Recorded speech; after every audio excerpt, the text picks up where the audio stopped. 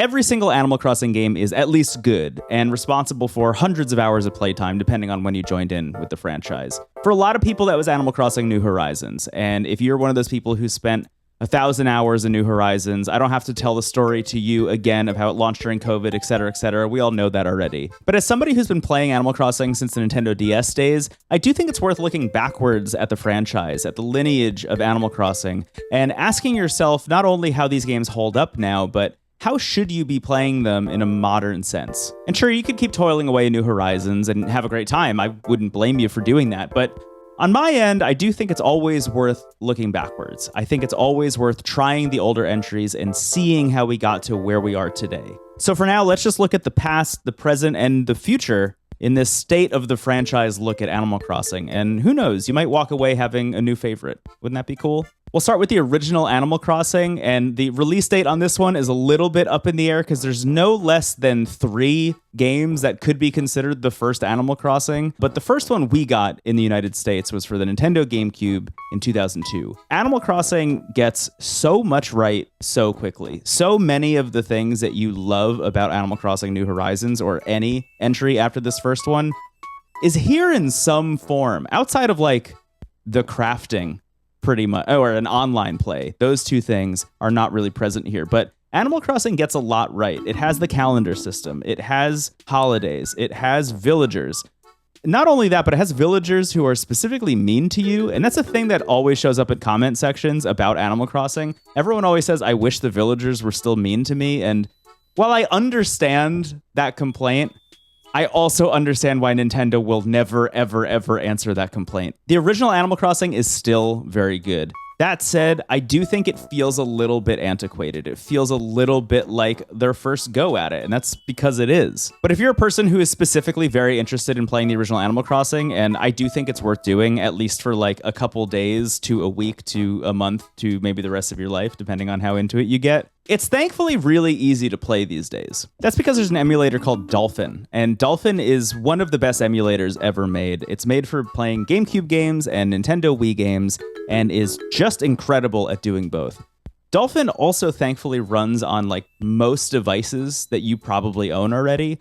The only caveat being if you have like an iPhone or an iPad, it's a little bit more annoying to get them to run there. And even if you do, they might not run like great, but Animal Crossing, thankfully, is not a very resource-intensive game. So it's not really pushing your iPhone to its absolute limits to be playing Animal Crossing. But if you have like an Android phone, it's very easy to just download Dolphin, throw Animal Crossing on there, and start having a great time. But that also extends to like your computer. If you have a Mac or a PC, again, it's very easy to just download Dolphin and be up and running and be playing Animal Crossing. The thing that's interesting about that first game, and one of the things that they also get right about it pretty immediately, is that it is purpose-built to be a game you sit in front of for like 30 minutes every single day and just like do 1 or 2 little tasks. Just hang out for a little bit, check what Tom Nook has in his store, maybe go fishing, sell that stuff for some bells, try and pay off your house, etc., etc. That also means it feels right at home, either on something like a TV, if you want to plug your laptop into the TV or something, or if you're playing it portably, like if you're playing it on a handheld emulator that can run GameCube games, or on your Android phone or whatever. It's a really great game for that. It's a really great game to just dip into and out of, you know, when you have a free minute here or there. The big positive caveat here is that recently there's a ROM hack for Animal Crossing that was announced that's called Animal Crossing Deluxe, and it adds like a billion quality of life features. For example, just putting the game in widescreen, which is nice because, you know, the GameCube was not widescreen. It was more square, cubal, square. Square is the shape that I'm trying to say. It adds the ability to change your skin tone, which is nice during character creation. There's another thing which I find interesting about the original Animal Crossing. There's this thing called Acre Camera, where the camera will kind of like move. It's almost like an old game for like the NES or the Super Nintendo, where like you're going from screen to screen. It's kind of like that, but with Animal Crossing, where as you run to the left side of the screen, the whole camera will pan left to whatever is left there. Animal Crossing Deluxe removes that if you want. It's going to be a toggle. There's going to be new bugs and fish. You can add outdoor stuff, like outdoor decorations, which is cool. And one of the biggest things, if not the biggest thing, so one of the big changes from the original Animal Crossing for Animal Forest, I guess it was called, on the N64 in Japan, and the Animal Crossing we got on the GameCube, is that there wasn't a museum in the original N64 version of this game. And when they launched it on the GameCube, which is cool, glad to have the museum, they did this thing, though, where when you go fishing or get bugs or fossils, you need to like mail them to Blathers, and then it takes a day for him to appraise them and tell you what you have. They get rid of that in Animal Crossing Deluxe, which I think is great. So I have no idea when that's coming out. It just got announced like a couple days ago as of the time of this recording, but I'm really excited about that because I feel like once that happens, it will take Animal Crossing, a game that is already really great, and turn it into something that I think I can very easily recommend to a lot of people. It won't be as difficult to go backwards to that original Animal Crossing. Or I think the bigger thing, and as we get further into the franchise, you'll see what I mean. It's just a lot easier to get into a lot of the other games. The original Animal Crossing has a little bit of a hurdle over it, but it's still great and still worth playing. I had a great time the first time I played Animal Crossing for like 6 to 8 months, and you will too, realistically. There's a lot to like. It's very different and also very similar. Okay, so Animal Crossing Wild World launched on the Nintendo DS in 2005. This was my first Animal Crossing game, and it is my favorite Animal Crossing game. I don't think it's the best Animal Crossing game. I think there can be a difference between what you think is your favorite thing and what you think is the best of a thing, but it is definitely my favorite Animal Crossing. It's the one I go back to and play the most. I find that I almost always have a save file of Animal Crossing floating around somewhere. A lot of the reason for that, I think, is that it's the easiest to play these days. I think it is the easiest to get your hands on, and it is the easiest to play because the Nintendo DS is a system that runs, in terms of emulation, on just about anything. It's also like relatively inexpensive to get a Nintendo DS and to get a copy of this game or like a flash cart or something and throw it in a Nintendo DS and be off to the races. There are about 100 billion different Nintendo DS emulators. There are some great ones on iOS and Android and on every other device you can possibly imagine. But the thing that really stands out to me about the Animal Crossing for the Nintendo DS is that even if you have a device with only one screen, Animal Crossing is still like totally playable. The thing about Animal Crossing Wild World is that they tried to introduce this thing where you would drag your stylus around the touchscreen, and that would indicate where your player character would run around. While that's fine and worked okay, at least better in Animal Crossing than it did in The Legend of Zelda Phantom Hourglass, you don't need to do it. Like, the D-pad works just exactly the same as you would imagine, and that's, I imagine, and let me know in the comments if I'm wrong, I imagine that's how most people played Animal Crossing Wild World, was with the D-pad. I imagine most people were not using the stylus, if I had to guess. But anyway, what that means is that if you have, for example, a handheld emulator that has like only one screen, you can play Animal Crossing Wild World on here, and you can have a great time doing it. And let me tell you something, I do, and I have. I also have a Nintendo DSi that I bring with me sometimes, and my original copy of Animal Crossing Wild World, which I cherish to this day. I just think it's a great game. If you're wondering if there's something like an Animal Crossing Deluxe for Animal Crossing Wild World, the interesting thing is that there isn't. But I did find one. It's really simple that I would highly recommend checking out. It's just a thing that you can just patch the ROM with. But all it does is make it so you don't need to have a friend visit your island via online to unlock everything. There's one thing in particular, the final Tom Nook's store upgrade. So in the original games, as you continued to spend money at Tom Nook's store, he would build a bigger and bigger shop. It would start as Nook's Cranny, and then it would become like a little convenience store, and then eventually it would become this like big emporium. And to get that big emporium in Animal Crossing Wild World, you need to spend, I think it's, I'm pulling this out of like the deepest recesses of my memory. I think it's 200 or 250,000 bells over the course of your time playing Animal Crossing Wild World. And you need to have had a friend come visit your island at some point via online play or local play. There's a ROM hack that just removes that second requirement, so you just need to spend the money, which is very easy. That's a good ROM hack. That, I think, is the perfect way to play Animal Crossing Wild World these days. And again, you can play it like on your phone.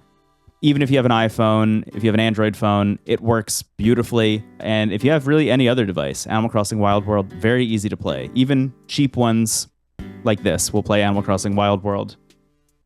I would recommend it. In 2008, Animal Crossing City Folk launched on the Nintendo Wii, and this was an interesting one for me in particular at the time, because Animal Crossing City Folk really feel, and I don't mean this in a negative, because there are a lot of positives to what I'm about to say, but it really felt like it was just Animal Crossing Wild World, but on the Nintendo Wii. It doesn't change that much. In fact, you can actually import your island, your town from Animal Crossing Wild World into Animal Crossing City Folk. It's a thing that I never did because I cherished my Wild World island so much. But Animal Crossing City Folk also did add, believe it or not, a city and folks in that city. The weird thing about City Folk is that it both doesn't add too much to the formula, and what it does add, I think, like changes the formula a little bit in a way that makes it a little less exciting from like a progression standpoint. This is a common complaint. If you've played City Folk before, you've definitely heard this, but Animal Crossing City Folk adding a city really meant that they were opening all these stores that you could go to whenever you wanted to, and all of those stores are inhabited by people who used to show up at your island on like weekly or bi-weekly or random cadences. So instead of sitting there and waiting and being like, "Ooh, I wonder if this Friday this character will show up," you could just go to the city and like go to their store and do whatever they were doing. On one hand, that's great because, you know, Nintendo is taking something that would have been left up to chance and handing the choice to you. They're letting you as the player decide, do you want to do this thing, yes or no, instead of like seizing the moment when it shows up. But I think seizing the moment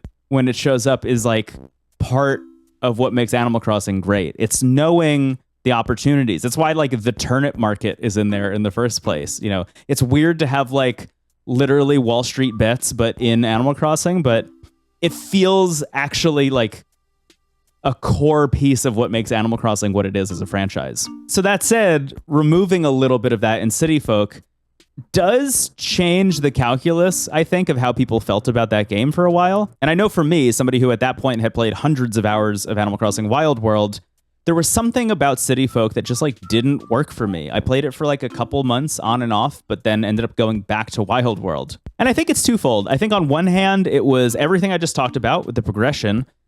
And on the other hand, I think that Wild World cracked the code for Animal Crossing in a way, which is that Animal Crossing will always feel better portable. I think there's just something about taking the island with you that allows you to connect with it in a much deeper way than like having it be a thing that is just waiting for you when you get home from work or school or whatever. I think that's part of the beauty of New Horizons, actually, is that you're getting the best of both worlds. Like if you're a person who really loves to sit in front of the TV and play Animal Crossing, you have that. And if you'd like to sit in bed under the covers and play Animal Crossing, you could also do that. But City Folk just had that one thing. It just had sitting in front of your TV and playing Animal Crossing. And if you're a person who didn't really love that, and the game itself was just kind of like a glossier port of Animal Crossing Wild World, a game that was already portable, why not just go back to playing Wild World? That's what I did, at least. It sounds like I'm being very harsh on City Folk. And the thing about City Folk is that it's actually not that bad of a game. It's still very good because, like I said at the beginning, it's just a port of Wild World with some extra features added. And Wild World is my favorite Animal Crossing game. So shouldn't City Folk, the better version, be my favorite Animal Crossing game? Yes and no. Losing the portability is the big part of that. That's where Animal Crossing City Folk Deluxe comes in. Animal Crossing City Folk Deluxe is a series of patches that came out for Animal Crossing City Folk recently by a developer named Aurum that adds so many quality of life improvements that it kind of becomes a no-brainer to go check out Animal Crossing City Folk again. If you, like me, or somebody who had a kind of weird experience with it or wrote it off at some point, this is the reason to go check it out again. This totally brings it back to life. I'm not going to go down the list of every single change that's been made in this patch, but God, there are a lot of them, and they're all really great. So, for example, 239 villagers from the other games are now back in Animal Crossing City Folk. So all the villagers that, not all, but most of the villagers that came later in future games are now here in Animal Crossing City Folk. One of the things that's interesting about Animal Crossing is that depending on what region you buy it in, you'll have different holidays than somebody who buys it in a different region. So there will be, Japan-specific holidays versus US-specific holidays.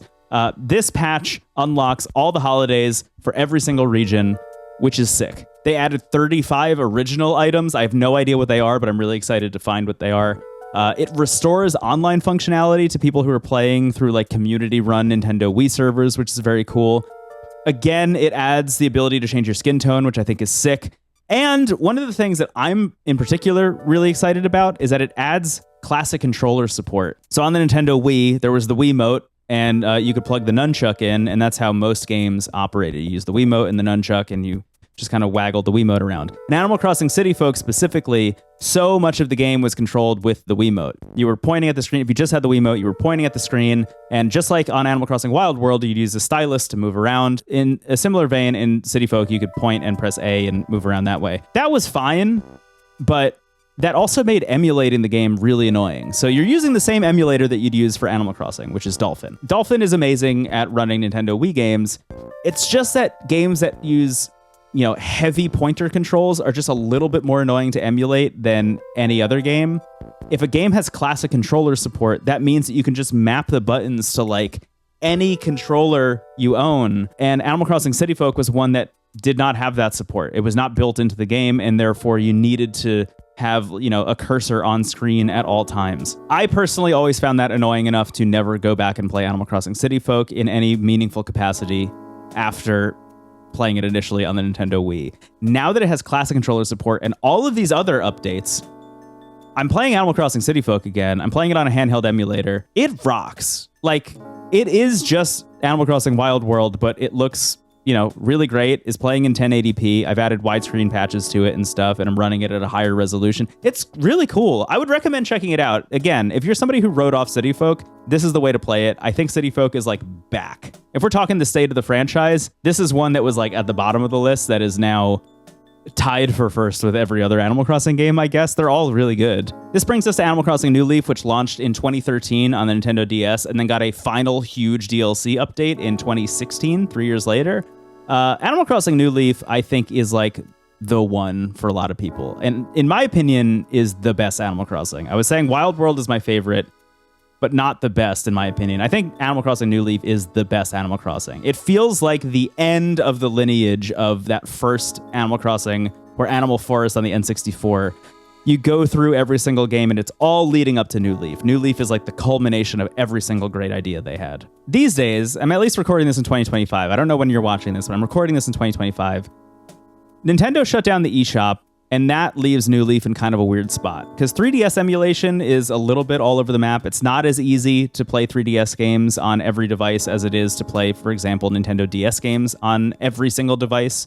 Because the 3DS just requires a little bit more power. That means the best place to play Animal Crossing New Leaf these days, realistically, is just on a Nintendo 3DS or a 2DS. And thankfully, they're like cheap enough on the used market that you can pick one up. And if you do, you can get that and Wild World and play both of them. And if you do that, you are in for a good time, maybe even the best time, because Animal Crossing New Leaf is one of those games that is like cemented in my brain as one of the most important games I've ever played. It's like a game that I brought with me just about everywhere. Wild World was a game I really loved growing up and I still return to all the time just because of how easy it is to dip into and out of. But New Leaf is a game that, like, when I was working in a Starbucks, for example, when I dropped out of college to join a band, I always had my 3DS in my pocket. And then when I would take breaks in the middle of shifts, because I was always working doubles, when I would take breaks during shifts, I would like bust out the 3DS and I would play Animal Crossing until it was time to go back to work. That game just like got me through so much shit, man. I really like it. And if you are interested in going backwards from New Horizons and you don't know where to start, like maybe New Leaf is the best place and just keep going backwards one by one. New Leaf just feels like, again, the pinnacle of that version of Animal Crossing until they landed on what they landed on for New Horizons. Let's do a brief aside about Animal Crossing Pocket Camp. It's a game that I think a lot of people wouldn't really consider to be part of like the actual lineage of Animal Crossing, but for a lot of people, that is the Animal Crossing game that they play. I was a little bit bummed by it because, as I am bummed with like every Pokemon game on mobile as well, it just doesn't feel totally like the game that I really love on Nintendo consoles. Like Pokemon Go, for example, is a game that I really want to love. And I love walking around and capturing Pokemon. But every time I get into a battle, I'm like, why does it look like this? Why does it play like this? Why is it not just regular Pokemon battles, et cetera, et cetera? I feel the same way about Animal Crossing Pocket Camp. There's just so much going on there that is like totally out of left field if you have played any other Animal Crossing game. But that said, it has a ravenous community. There were a lot of people who really loved Animal Crossing Pocket Camp. And I'm using the past tense here because Animal Crossing Pocket Camp shut down already. It launched in 2017 on iOS and Android and got shut down last year in 2024, or at least they shut the servers down. But they did a thing that not a lot of companies do. For all the grief you can give Nintendo, rightfully, they did this right, I think, which is taking Animal Crossing Pocket Camp and making an offline version that you can buy. It's called Animal Crossing Pocket Camp Complete. It's $20. And it has everything that was in Animal Crossing Pocket Camp minus like the social stuff. So you can unlock everything in the game get all of these, in-game currencies that used to cost a bunch of real actual money, and they don't anymore. It's just $20 one-time fee. You can go in and play this game forever. I think that's a really cool thing to do. So many other companies would just like turn off the servers and then delist the game forever, and then there it goes, and game preservation is like, non-existent. It's nice to have something here. What that means, and you probably have a smartphone, you might even be watching this on a smartphone, although you should always watch my videos on a TV. I don't know why, I just feel like you should. Anyway, if you're watching this on a smartphone or you have a smartphone, this is maybe the easiest one to get into because it's just on the App Store and you just pay $20, then you're playing it. Again, does it have everything I love about Animal Crossing? No. But is it devoid of everything I love about Animal Crossing? Also no. It's a perfectly serviceable game, and there's some people who like it more than the mainline series. I know to a lot of people that's going to sound sacrilegious, but I literally, this is not a joke, totally serious. I was at a party this weekend where I talked to somebody about Animal Crossing, and they told me that they loved Pocket Camp and they tried to play the other games and they didn't like them as much. Pocket Camp was just the one for them. Worth considering. That brings us to Animal Crossing New Horizons, which launched on the Nintendo Switch in 2020. It's a game that to me feels like Nintendo trying to reinvent their franchise in a kind of softer way. There are a lot of games like that on the Nintendo Switch. The Switch was like a big kind of breeding ground for experimentation, it seems like, for a lot of Nintendo's first party stuff. Fire Emblem, Three Houses is a pretty big swing for Fire Emblem. Legend of Zelda Breath of the Wild is obviously a huge transformative shift for how you play Zelda games, etc., etc. New Horizons, I think, taking the standard Animal Crossing formula and introducing all of this like crafting and building stuff to it is a pretty big shift. The terrain stuff, the ability to like just build pathways and things. It adds a lot to the formula. It also removes a lot. And as much as I love Animal Crossing New Horizons, I think it's an exceptional video game. You do really lose a lot. And that's kind of a bummer. I think the biggest point of confusion I have about Animal Crossing New Horizons is just like the lack of updates for it. Like we got Happy Home Paradise as like the final update for Animal Crossing New Horizons, and then that was it. I just find it strange that they would just drop it, especially, and this is kind of the big point for me, especially knowing that it's the same team that makes Splatoon. That's like the only team at Nintendo that really understands how to continually update a game for an extended period of time. Like Splatoon constantly having Splatfest and dropping new weapons and items and articles of clothing and stuff keeps that game fresh and alive in a way that Animal Crossing New Horizons really should have been. And it's weird that it wasn't. In fact, it's so weird to me that I almost find it suspicious, and I'll talk about that in a minute. If you want to play Animal Crossing New Horizons right now, if you haven't played it somehow and you want to check it out now, the best way to play it is on Switch. Like, get a Nintendo Switch and play it. Maybe even buy just like a Switch Lite. Yes, Nintendo Switch emulation exists, as much as Nintendo probably doesn't want anybody to know that. It does. It's just like a little bit more cumbersome than it should be, and it's also not as available on like every platform as, for example, DS or even 3DS or GameCube or Wii emulation is. Also, the game is still available to purchase legally, so like just buy it and play it. So that brings me to my big question, which is like, where do we go from here? What's next for Animal Crossing? I think the most suspicious thing about Animal Crossing New Horizons not getting any continual updates outside of the Happy Home Paradise one is that it's not like Nintendo doesn't know how to do it. I already mentioned the Splatoon thing, but think about like Mario Kart 8 Deluxe, for example. That Booster Course Pass added, 96 new tracks to the game, or maybe 48 tracks, adding up to 96, something. It was a large number of tracks that they added over an extended period of time that led up to Mario Kart World coming out on the Nintendo Switch 2. They had to have known that New Horizons was an absolutely huge blockbuster video game for them. It like single-handedly moved Animal Crossing up the tier list in terms of how important their IP is, all the way to the top. Like, Animal Crossing New Horizons made Animal Crossing a household name, which is cool. Every entry in the series, bumped it up a little bit on the tier list, except for maybe City Folk. But like every single one gained a bigger and bigger audience. But New Horizons was like the blockbuster hit. So why wouldn't you capitalize on that? Why would you not build on top of that? And I think the answer is, realistically, because they didn't intend to build upon it. They didn't think that it was going to be as big as it was. It just happened to launch during the novel coronavirus when everyone was stuck inside in quarantine. And because of that, it just made it like this big runaway hit. But what that means is that they've really set up Animal Crossing to be huge the next time around. When the Animal Crossing game for the Nintendo Switch 2 launches, hypothetically, this is my big swing here, it will be a thing that will get live updates and continually change and evolve over time. It won't be a static thing that you just get on the cart and that's it. It will probably still have all of the things that you want on the cart, hopefully, fingers crossed. But I do think there will be a larger sense of like things are changing in the town because Nintendo is like pushing updates constantly to whatever the next Animal Crossing is. Outside of that, I just have my fingers crossed, hoping that Nintendo will have heard some of the complaints about how much they removed from the other Animal Crossing games going into New Horizons and add some of that stuff back. And I'll leave you with one lingering thought here in the future of Animal Crossing, which is that I find it very strange that there isn't an indie developer out there who has made the like Stardew Valley for Animal Crossing. You know, Stardew Valley is to Harvest Moon what I think something should be to Animal Crossing.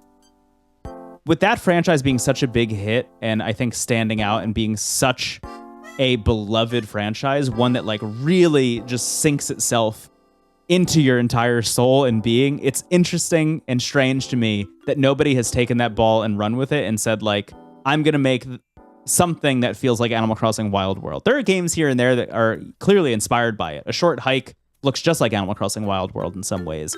Web fishing also looks like an Animal Crossing game. They're both very different than Animal Crossing, though. I think specifically the loop of Animal Crossing is one of those things that some developer out there could make money hand over fist if they wanted to, trying to recapture. Maybe one day. And that's where we're at with Animal Crossing. It's been enough time since New Horizons that I think you could look back at it a little more critically and have, you know, a kind of different take on it now than you did when it came out. At least I did, because for me, I was like, this is my emotional support video game. And now I'm like, yeah, there's some stuff I would change about it. I loved Happy Home Paradise, though. I didn't mention that. I really did love Happy Home Paradise. I thought it was really good. But all of that said, the rest of the franchise, still totally worth visiting. I'm having a great time checking out City Folk Deluxe as we speak. I'm only a couple days in right now, but like, it feels like the game I always wanted City Folk to be. It feels like the markedly different, more interesting thing. Oh, they also, I didn't mention this, they also fixed the grass problem. There's an issue in Animal Crossing City Folk where if you ran around too much, the grass would get beaten down. It's supposed to be a desire path where like the game would keep track of where you ran and then they would leave trails in the grass. But for some reason, the grass never regrew. It was a bug in the game. So that patch fixes it, which is amazing. So that's like the one other problem people have with the game. Although you shouldn't be running. That's part of what makes Animal Crossing, right? Is the idea that like they want you to be walking around. Anyway, Animal Crossing is great. All of them are good. Most of them are great. And I think you should play all of them. I hope this helped. Thanks for watching this. Subscribe if you haven't. Let me know what your favorite Animal Crossing game is and why. I'd love to just talk with more Animal Crossing fans in the comments. So let's do that. I'll catch you later, everybody. Bye-bye.